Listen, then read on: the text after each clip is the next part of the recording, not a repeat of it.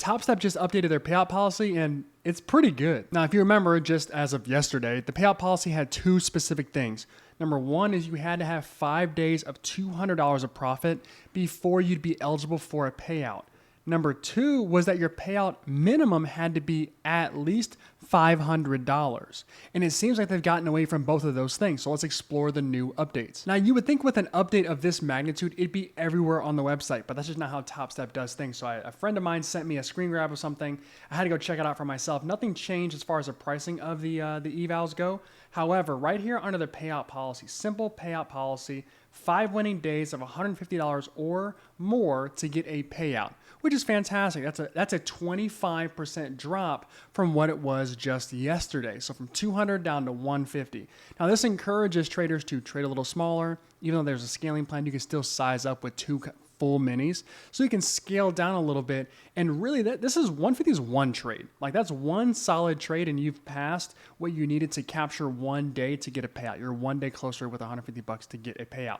Now, something that I think was also rolled out that I didn't catch, but I'm looking at it right now, is their reset bank. This is pretty cool where you earn a reset with each rebill. So every time you get a rebill of the account, you can reset your account on any active account. That is a eval or even the funded accounts that you have there. So essentially they're encouraging you to be a subscriber, to pay the 50 or $100 a month. As long as you keep paying that, you can keep saving some of your accounts. So really, really neat there. Now, when I first saw this news, I thought that's interesting. 150 times 5 is 750. So that doesn't get you to 1,000. So you would need essentially like 1 more day to get that minimum payout. But Topstep obviously thought that through, and they went ahead and updated their policy to the point where the minimum payout request is 125, which is even crazier than it was before. I think in many cases, this is the more important part, is that you don't actually need to have a huge account balance to get a payout. In this case, you need $250. You get 50% of whatever's in there. $250 gets you a payout from Topstep, which is really, really neat. So you need less per day. You don't need as much account total. Basically what this is like you can have a good day and a bad day and a good day and a bad day, and you can kind of like fumble your way into a small but still a payout from Topstep, which is really neat. Now, I think these rules are really conducive to helping and getting traders to trade a little smaller so that they aren't getting up to that $5,000 mark and they're staying around that $250 to $500, maybe $1,000 payout range. They're not really trying to creep up. I think looking at Apex and how they're able to put caps on a lot of their accounts and traders continue to buy their evals and pay for the activation fees, I think Topstep is kind of taking a page out of that book, which is if we can encourage smaller trading, we will get smaller trading, which means smaller payouts. Now, I think one thing is for certain, which is payout requests and the minimums that you need are dropping like rocks.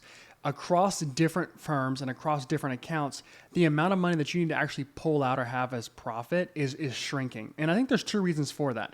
Number one is prop firms understand that if you have a smaller payout goal or a smaller payout like size, then you'll trade smaller, which means you'll probably trade less contracts, you'll trade a little bit more conservative, and you might get to a payout, you might not, but you're at least going to trade small and reasonable. That's number one. Number two is that if the payout like minimum is too high, people will just stop activating accounts. They'll stop buying your evals. And so as a whole, I think the industry is trending down towards it being $200, $150, $125 as a minimum payout amount, which means you need to have double that in the account. That's awesome. Now that's bad news for like an Apex. That's bad news for a Topstep, a take profit trader, as they have much higher and different windows of trading. You have to have a buffer and you got to make a certain amount of money and it takes a certain amount of time.